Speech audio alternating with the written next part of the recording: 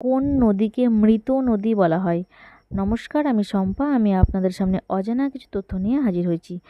ঘাঘর নদী ভারত ও পাকিস্তান ভূখণ্ডে প্রবাহিত একটি গুরুত্বপূর্ণ নদী হলেও একে মৃত নদী বলা হয় কিছু বিশেষ কারণে। ঘাঘর নদী ভারতের হিমাচল প্রদেশের শিবালিক পর্বতমালার ক্যালকা ও সোলান জেলার মধ্যবর্তী অঞ্চল থেকে উৎপত্তি লাভ করেছে।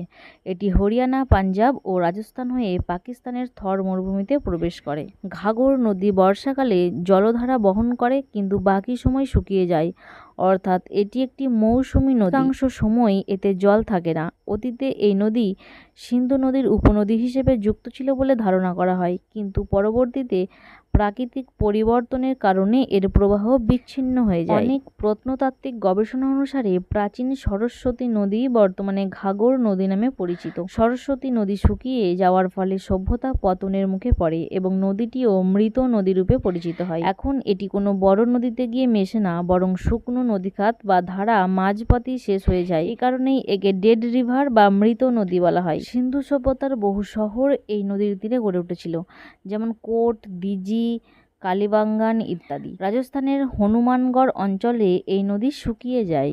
এই রকম নিত্য নতুন তথ্য জানতে চ্যানেলটি সাবস্ক্রাইব করতে পারেন। ভালো লাগলে একটা লাইক করে দেবেন।